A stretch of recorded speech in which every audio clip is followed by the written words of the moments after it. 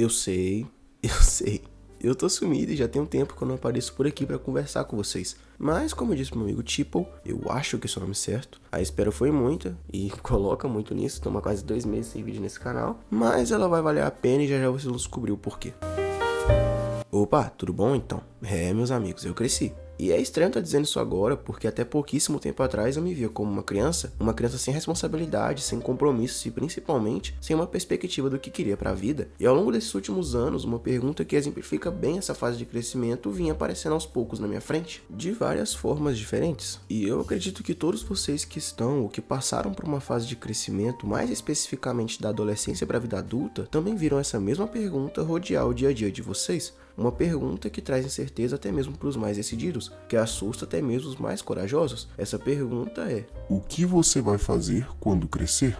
E normalmente essa pergunta aparece bem cedo nas nossas vidas, ao menos na minha ela apareceu bem cedo, mais especificamente quando eu tinha uns 11 anos de idade, e ela veio através de uma brincadeira que a gente fazia na escola, onde a minha professora foi perguntando de cadeira em cadeira o que a gente queria fazer da vida. O que eu preciso admitir pra vocês, quando ela veio com essa pergunta, eu não sabia como responder. Na verdade eu nunca tinha parado pra pensar nisso, e me deu um branco enorme, sabe? No dia eu lembro que eu respondi algo aleatório como, eu quero ser médico, e ela tinha dito que eu tinha escolhido bem, mas na minha mente eu tinha certeza que não era aquilo que eu queria pra mim. Tá, mas eu sabia o que eu queria pra mim? Não, mas eu tinha certeza que não era aquilo que eu queria fazer da minha vida. E eu pensava que era meio estranho ela fazer aquele tipo de pergunta pra crianças de 11 anos. Mas depois de um tempo eu entendi o porquê dela ter perguntado isso e a importância dessa pergunta. Eu vi a importância dessa pergunta quando no auge dos meus 14 anos eu me fiz essa mesma pergunta enquanto eu tava vendo um vídeo aleatório na internet. E pensando nisso eu tinha em mente alguns caminhos possíveis pro meu futuro. Em vários deles eu ia pra alguma faculdade, me formava e seguia a profissão que aquela faculdade me desse. Só que lá no fundo eu sentia que não era aquilo que eu queria pra mim. E isso me fazia pensar bastante. E em meio a vários pensamentos aleatórios, aparecia um que pra mim fazia muito sentido. E um sentido real, sabe? Algo que me deixaria feliz de me imaginar fazendo mesmo. Algo que eu conseguia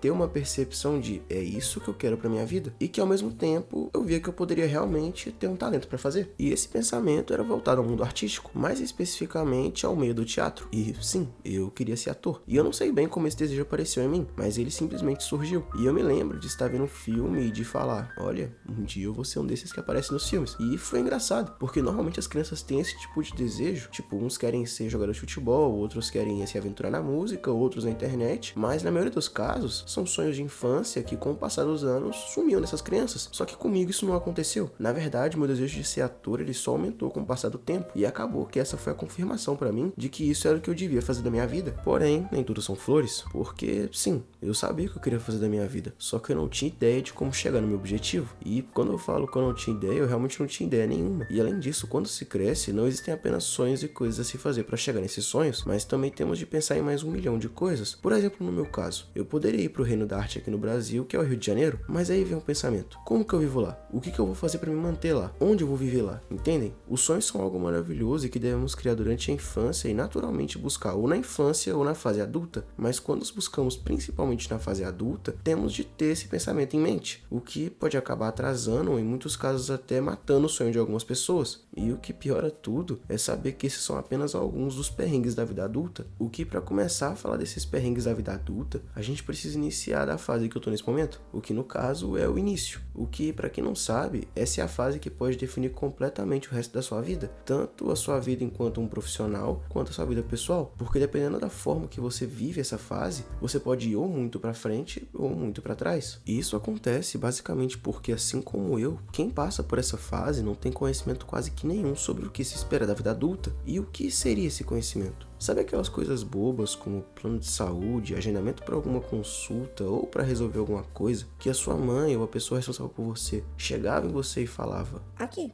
quarta-feira você vai sair mais cedo da aula porque você me consulta, viu? Então, sabe essas coisas? Agora todas elas são coisas que você vai resolver enquanto adulto e pagar, né? Porque esse tipo de coisa não é de graça. E agora que você é adulto, meio que cai sobre você a responsabilidade de resolver esse tipo de coisa. E eu poderia citar o quesito alistamento também, né? Mas esse não é o foco do vídeo de hoje, então deixa isso para outro vídeo. E se você tá achando que esse é o maior dos perrengues, fica tranquilo que ainda tem mais, porque agora vamos falar da segunda fase da vida adulta de uma pessoa, e nesse ponto você já resolve as suas questões sozinho. Provavelmente você já foi alistado, já tem seu título de eleitor, porém você vai voltar a ver uma coisa que foi citada há um tempo atrás nesse vídeo. As tão temidas contas. Essas que dessa vez você verá ainda mais de perto, já que agora, além de ter que saber sobre elas, você vai ter que começar a pagar. E aí aquele dinheirinho que você tinha guardado para poder comprar uma blusa nova vai ser gasto em alguma das contas que você a partir de agora vai ter que começar a pagar. O que aqui muita gente pode começar a se perguntar: E que tipo de conta seria, já que eu não moro sozinho ainda? então, essa conta normalmente é aquela que seu pai ou sua mãe te pede ajuda para pagar uma vez e ela a partir daí passa a ser a sua responsabilidade da casa. E isso ainda é tranquilo, porque eu não tô citando aqui aquela pessoa que assim que completa a maioridade vai morar sozinha. Mas se você quer um exemplo do que eu disse para essas pessoas, é bem simples. Pega tudo que eu disse sobre as contas, multiplica vezes 100 e aí você vai ter uma noção do que se trata. Mas já que começamos a falar sobre esses perrengues da terceira fase da vida adulta, vamos iniciar com a seguinte situação. Você se casou e foi morar sozinho? Ou você chegou em uma certa idade e decidiu que quer morar sozinho? E a partir dessa decisão, a sua vida muda completamente? Porque até então, mesmo que você estivesse pagando alguma coisa, você não tinha necessariamente uma responsabilidade tão grande nas mãos, já que você ainda tinha um aporte de algum familiar que morava com você, o que a partir desse momento, esse aporte acabou completamente. E é mais do que justo, já que você decidiu sair da sua casa para poder morar sozinho, que você arque com essa responsabilidade. E que responsabilidade é essa, você me pergunta? Bem, a partir de agora, o número de contas e coisas que você paga no mês quadruplicou. E você, que antes pagava 2 ou 3 contas no mês, vai passar a pagar bem umas 10 ou 12, porque você vai pegar as contas normais como água, luz e internet e vai somar com o aluguel, o condomínio, dependendo de onde você for morar, a parcela da casa, caso você financie uma, as contas, as coisas que você usa, como serviço de streaming, academia, a comida que você come e mais um monte de coisa que eu não consigo me lembrar agora para dizer para vocês. E como eu tava dizendo para vocês, esse tipo de perrengue pode atrasar em muito o sonho de uma pessoa, porque você quer ir para uma metrópole para poder realizar o seu sonho, mas não tem condição para custear sua moradia, não tem dinheiro para sua comida, para as contas, e isso levando em consideração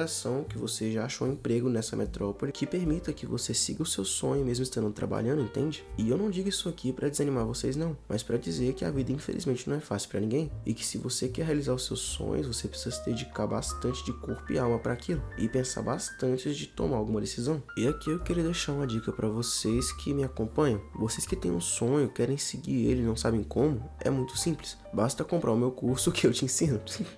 É brincadeira. Mas agora sério, uma coisa que você pode fazer é primeiramente descobrir o que de verdade você quer pra sua vida. Não aquilo que os outros dizem que você deve fazer, mas aquilo que você realmente quer pra sua vida. E pode ser qualquer coisa. Pode você querer ser um advogado, um médico, um engenheiro, um pedreiro, um dono de empresa, um influencer, um player de tigrinho.